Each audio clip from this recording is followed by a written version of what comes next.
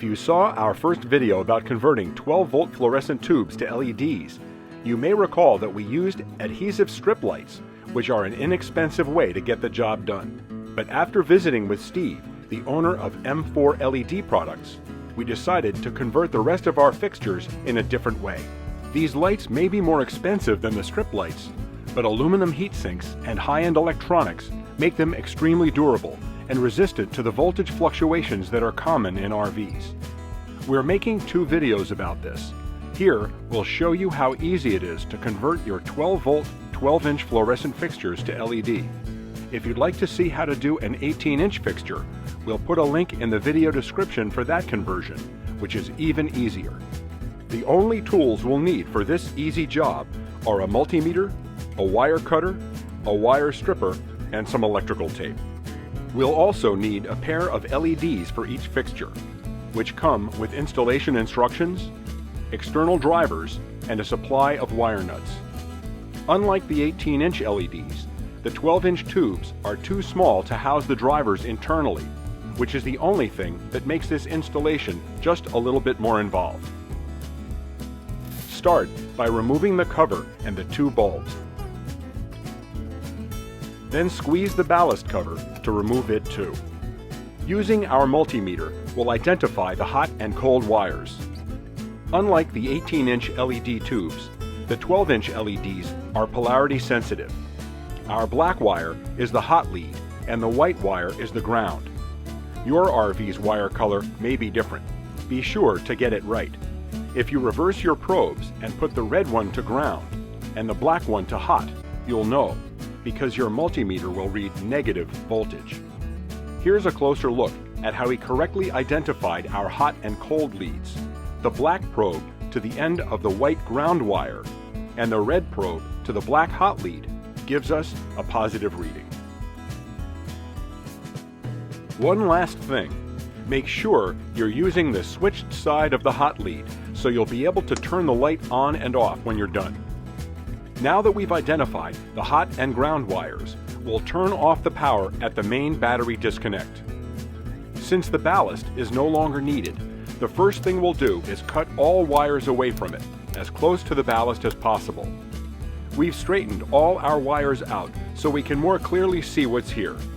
We have our white ground wire and our black switched hot lead. We have 1 wire to each socket on the side of the fixture where the power comes in, and 2 wires to each socket on the far side of the fixture. Since we only need 1 wire to each socket, we'll cut off one of the extra wires on this side. It doesn't matter which one, since the pins are wired together inside the bulbs. Our light also has this small wire connecting the sockets on one side of the fixture. Again, since only 1 wire is needed per socket, we'll cut it off. Your fixture may be slightly different. Simply make sure there's just 1 wire going to each end of each bulb. Now we'll strip the ends of all 6 of our wires, the 2 at the far end of the fixture and the 4 on the side where the power comes in. We'll also strip the ends of all 4 wires on each of our 2 LED drivers. Connect the brown wires from both of the drivers to the ground wire using one of the included wire nuts.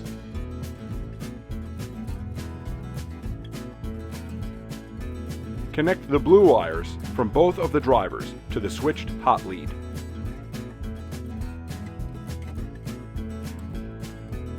Since the 12-inch LEDs are polarity sensitive, we're going to connect the red hot leads from the drivers to the socket wires on the side of the fixture where the power switch is located.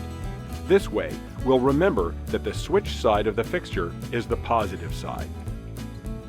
Then connect the black ground wires from the drivers to the socket wires on the other side of the fixture, again using the included wire nuts.